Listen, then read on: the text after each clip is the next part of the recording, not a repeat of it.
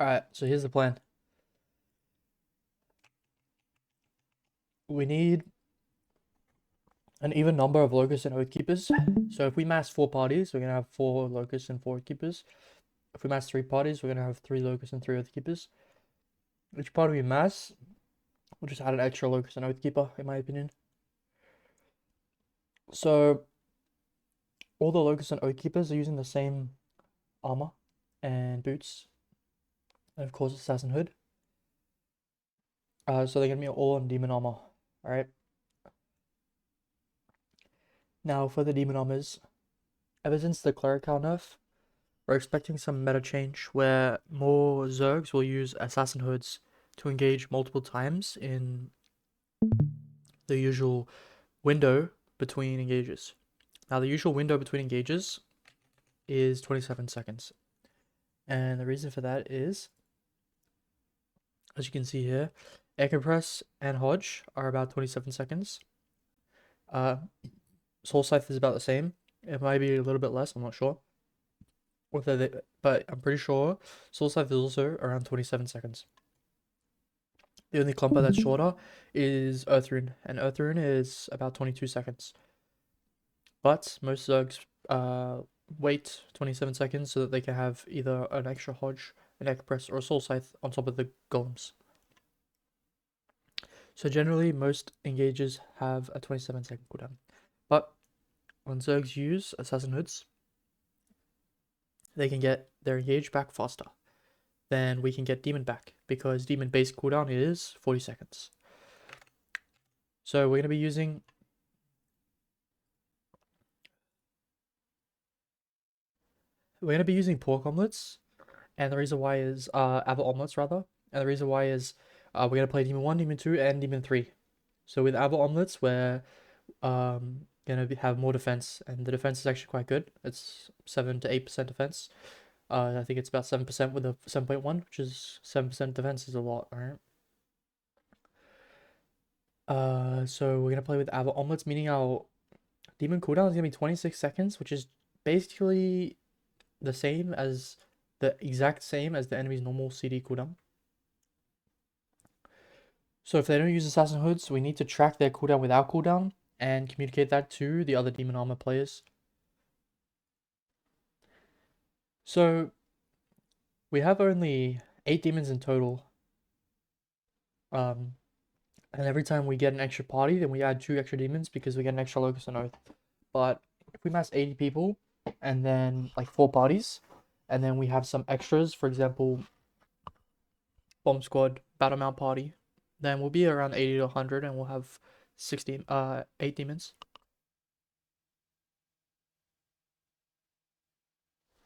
Now with those 8 demons, we're trying to spread them out as much as possible. If you didn't know, demon doesn't stack.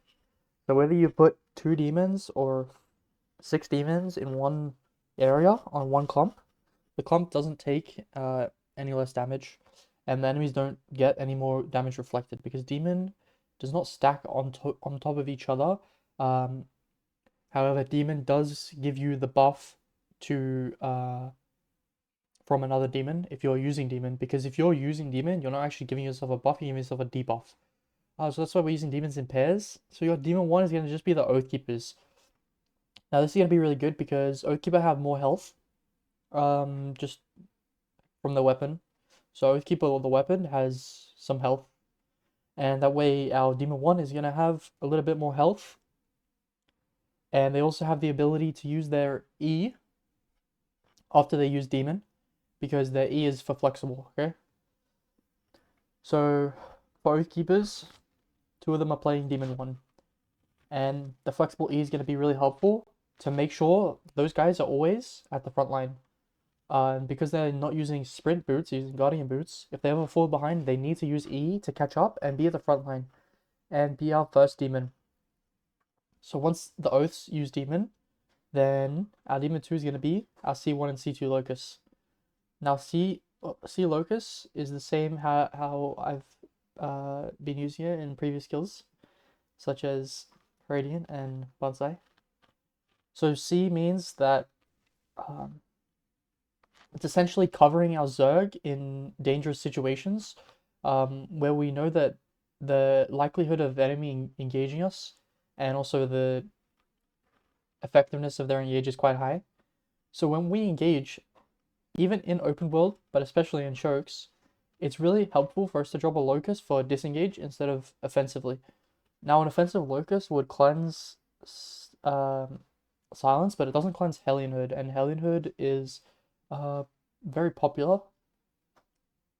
It also, as an offensive ability, Locus is less effective because you have to start the Locus super early for it to cover enough space.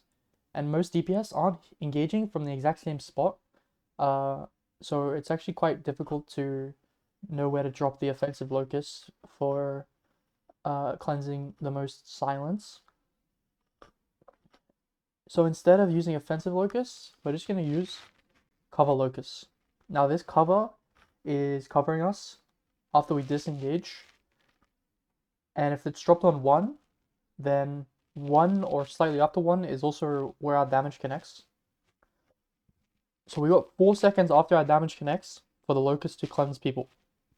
And this is going to be very effective at cleansing the enemy's D-tanks when the enemy's D-tanks are trying to lock us in place after our engage, because they know it's safe to jump in, and they're trying to keep us there so they can counter us.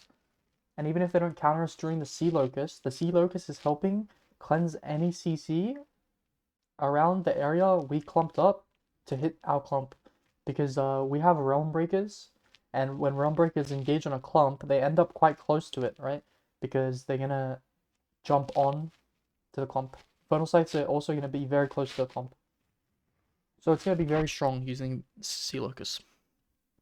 Now, we also need a Locus to cover us when we're pushing a choke. And that's the other job of Sea Locus. So these are the only 2 jobs that Sea Locus does. I don't want to see any Sea Locus used for any reason other than these 2 jobs. Because these 2 jobs are important and we only have 4 Locuses in Zerg. And if we push a choke first, then C1 will be first priority because it's number 1. So we push a choke, and then after we push a choke, we engage back on the choke because we basically swap sides with the enemy, for example. Then C1 Locus is cleansing us through the choke so we can successfully get through the choke. And then C2 Locus is ready for disengage after we engage. And then C1 Locus just picks up back when C1 has cooldown.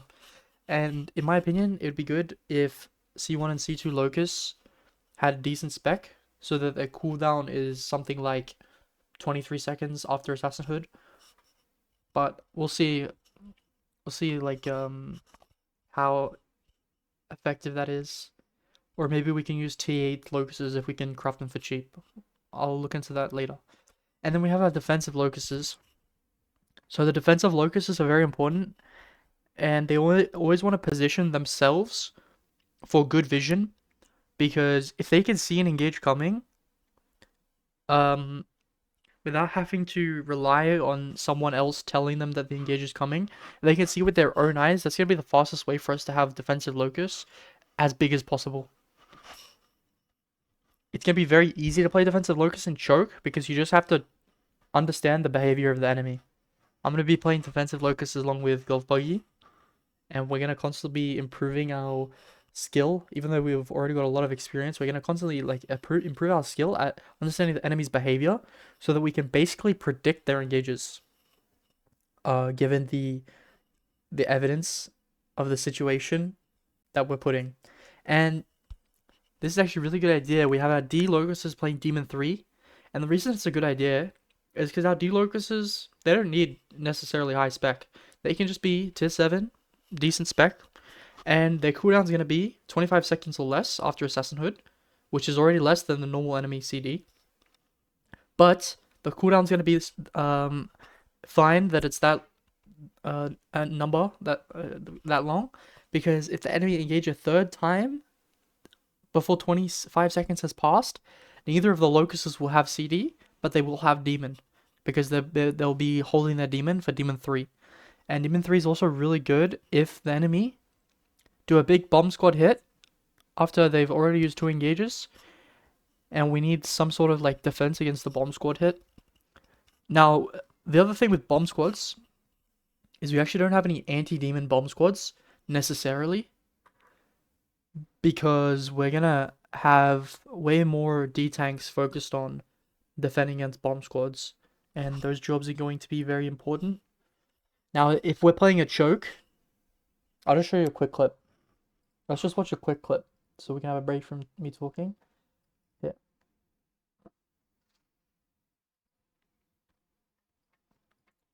Can you hear this? Yeah, we can hear it. So if you just watch, we're holding a choke. I'm playing Locus, and in this situation, I was actually Demon 1, but you can imagine that a Oathkeeper would be in my position as Demon 1. And here I've got really good vision because the choke is to the west, so I can see quite far. And obviously the battle mounts are blocking a lot of vision, but if we just look at like health bars, then we can see, and I'm standing still as well. So standing still is going to be very important.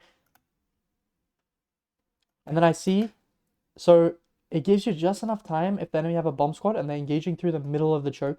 It gives you just enough time to see it if you're standing still and paying attention. And look, it's a clean demon. They don't comp that many, but they can't do damage because we've got defenses on it. And this is a good example because it's a bad example because we have two Bastions eating, but and we actually have a Locus as well. We also don't need our Locus to drop against bomb squads. We just need like, if the bomb squad's gonna hit through the middle, then it's gonna be hard for our stoppers to stop it every time because they're going through the enemy's sort of like disguised vision, through their battle mounts, through their tanks. Like they're basically taking advantage of the fact that they're mixing within their enemy. And in that case, we could just treat it as a normal engage. And because we have Demon 1, Demon 2, Demon 3, we're not going to waste too many defenses on it. We'll probably just Demon it and just Guard Rune it, and that's fine.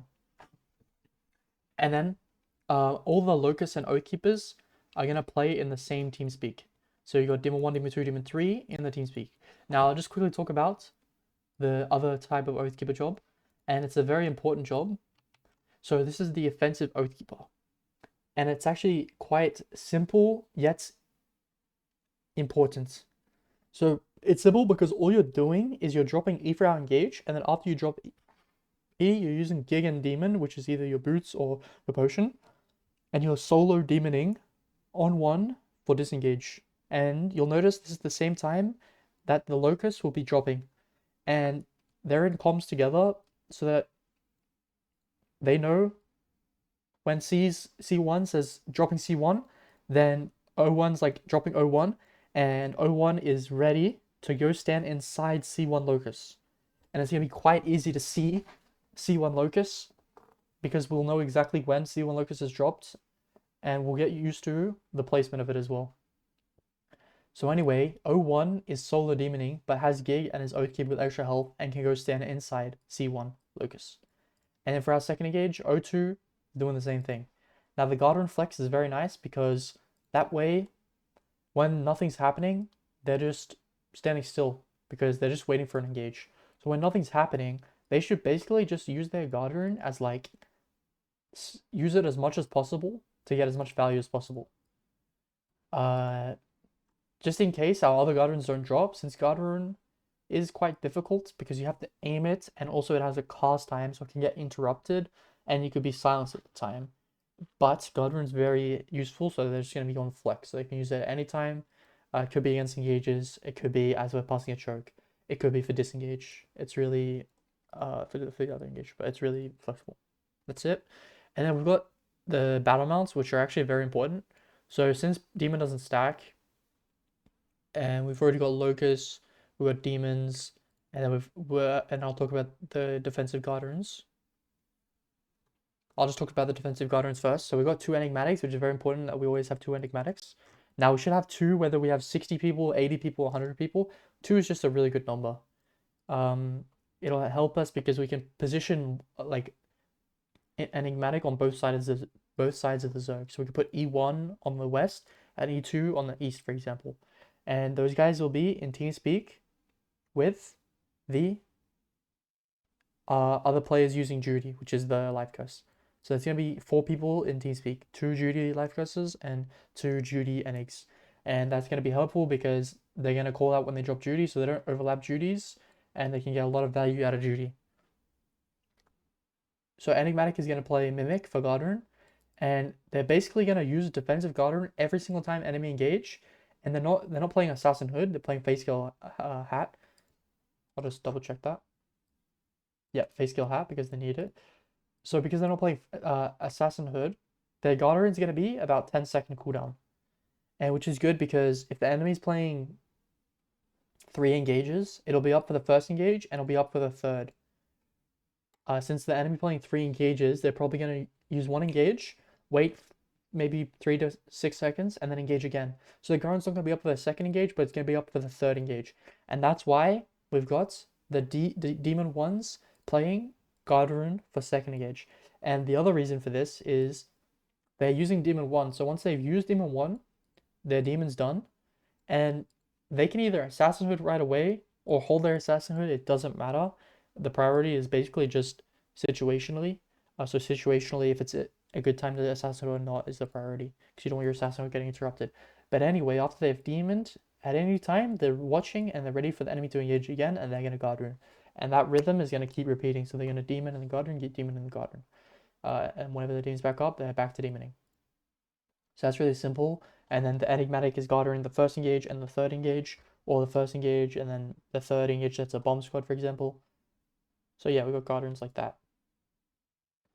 Then we have defensive life curse, which are not supports, but I've just written it under here because it's like the same weapon. So life curse, the weapon, is like basically like a DPS support weapon, but it's also really OP as a D-tank weapon. And if you didn't know, it actually slows. So it purges and slows. Now the purge is really OP against bomb squads, especially Riftglaive Bomb Squad because their Q is what gives them the damage. The Purge is also just really clutch against the enemy Zerg engage. Because if we purge the enemy sprint, especially Boots of Valor, if we can purge Boots of Valor with a life curse, then it helps us to counter engage really fast. So yeah, we have defensive life curse. If you're interested in playing that, I highly recommend you basically become a D-tank. You're in D-tank TeamSpeak. You should post in D-tank VODs, and you should talk in D-tank discussion, and you should consult with a D-tank mentor. Because the whole mentality is D-tank, D-tank, D-tank. Stop engages by purging and slowing with E. And then offensive life curse is super simple. They're going to use Mistcaller so that they have cooldown up when we do assassination engages. And then we've got Bastions and Chariots. And I'll just bring up one more thing.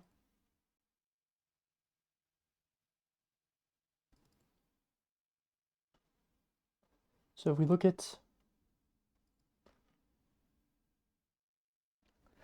at just this, for example, let's say we don't have a Chariot, but we have Guardian, Demon Armor, Locus, and Bastion. We're giving the clump 450 armored MR. It's impossible to die if you have these defenses on you. 450 armored MR is a lot. It's making the enemy pierce, not even enough to get rid of the defense. And it's just too much defense for the enemy to kill through. And you've also got a cleanse and force movement effect immunity. So Bastion is really important because Bastion is the same as Demon Armor in terms of the resistance it gives. However, it gives it for 25 instead of 9 people, and it is an 8 meter instead of 7 meter radius. And Bastion's on a Bastion, which is a battle mount, so it can't be moved by force movement effects. And some people, including myself, thought that it's a good idea for Bastions to be in the same TeamSpeak as, like, for example, supports. But in my opinion, it's honestly not that helpful. I think what's more important is that the Bastions and Chariots are together with the other battle mounts, just so that they can basically communicate amongst themselves. Even if the Jug's in there with them, and the Jug's ready to like call out the enemy, because it's more important that our Bastions are just consistent and not distracting anything to do with the focus of the Locus and Oaths. So they're going to be in a separate TeamSpeak, okay, the Battlebound TeamSpeak. And that way they're going to be able to easily communicate who's going to be first, second, third, which is D1, D2, D3. And if we're playing like really tight, then they don't really need to spread out. They kind of just need to keep alternating defending our front line against the enemy engages. Or if they see the enemy push in deep, like they're on a battle mount, so they can move towards and follow the enemy clumper. But because we don't have them to give us like vision in our team speak, it just means that the Locust and Oath need to play with good vision, and you already saw a really good example of that just before, where if we're playing a choke, I could have been on the north side here, but I wouldn't be able to see anything. You always want to take advantage of widescreen vision whenever you're playing Locust and Oathkeeper. Now, I don't really care if that means that all of our Locust and Oathkeeper are in the same spot, because we have Cleanse and we have Guard Rune. Cleanse is the main thing. So if they're going to silence our Locusts, the Locusts are going to W themselves so that they can E. If they're going to silence our Oathkeepers, if the Oathkeepers are standing on top of the Locusts will see that and will cleanse. And then sometimes I've even had cases where I've like asked in TeamSpeak for a cleanse, and I think we should do that more often. Because if you're playing Demon 1 Oathkeeper and you know for sure their engage is coming and you're calling it in TeamSpeak, even just calling it like their first engage is coming or their golem stepping up, it's gonna prompt our Locusts to cleanse you with their W. Because we have 4 Locusts, which are all playing cleanse.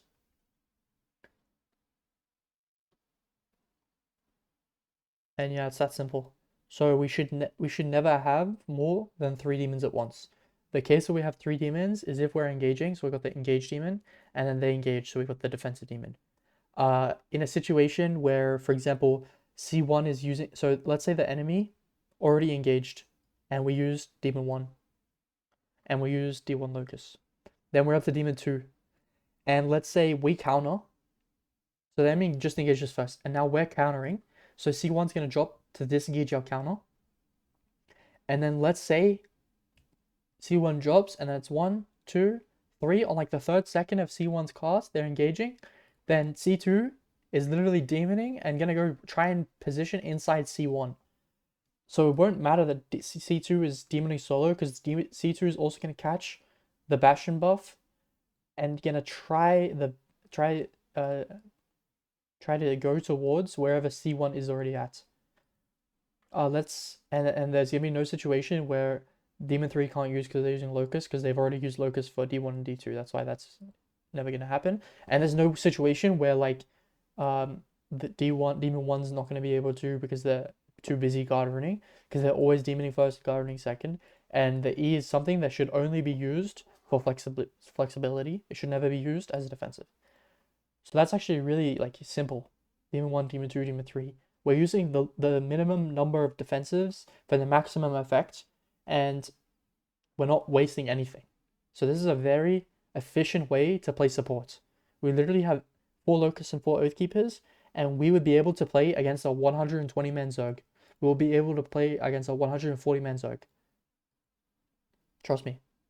As long as we drop defenses at the same time, let's go back to this picture. As long as we drop defense at the same time, 450 armor and MR, add a chariot onto that, 23% defense, whatever it is, you can't die. Alright, I don't care if it's Plaque hitting us. If we drop our defenses at the same time, you can't die. Speaking of Plaque, to finish the meeting, I'll just show one clip. I'll try and find it first. Alright, let's just watch a few clips.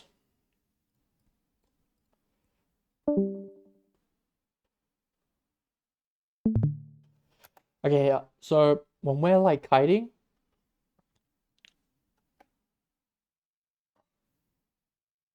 we always need to be close to the crown, okay? Because here you can see the Zerg in this example is super spread out. It's really bad how spread the Zerg is, but the crown is still on the choke. So we as supports basically play around the crown. So that's what you can see from this clip, and then yeah, I think this is the clip. Yeah, this is the clip. So this is Plaque with it. This is the Plaque.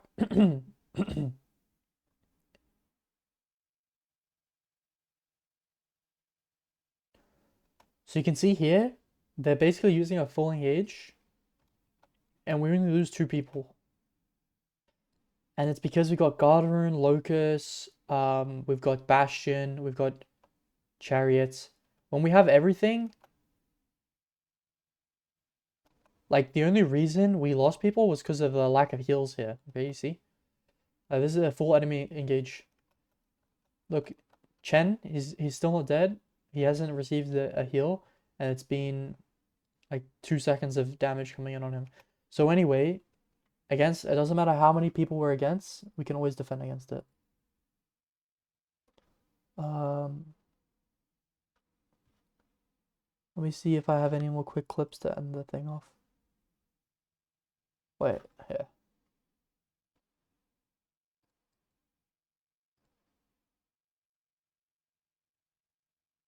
So basically what you can do is during the fight, you can use your own cooldown as the timer for the enemies.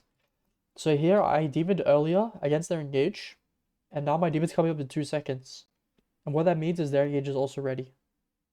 So when my thing's coming up, I'm telling NTC, get ready for the counter. This is really helpful for our locuses. And look, when we got like even just one demon, I'm the only demon. We got one more northeast. So just 2 demons is really like effective. Any more clips that are good? Let's see. This one's called Fat Demon.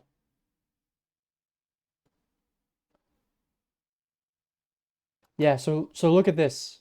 So here the enemy is kind of walking into us, and the important thing is to keep our eyes on the enemy caller. So I'm playing Oath here. This is a really good example of what it would look like playing Demon 1 Oath. So you want to look for the enemy caller. Here we can see Sorindo is clearly right next to our caller, and he's playing one-hand mace, and he's the enemy caller. So you can see him doing circles here, which is suspicious, and they also have some DPS already close. So you can see a Demon Fang, a Hellfire, really close on the south. So there's already a lot of danger here. Now the Gig Potion gets popped. The Gig Potion gets popped as soon as the Air Compress gets seen from some other guy southwest. So look, see Air Compress, Gig Potion? It's like instant. It's almost like I felt the engage coming. And then once you pop Demon, look, me and Golf Buggy together, demoning this, and they can't kill anyone. Isn't that just beautiful? Like, let's get ready to do this every time. And then imagine we also have Locus and Guardians on this.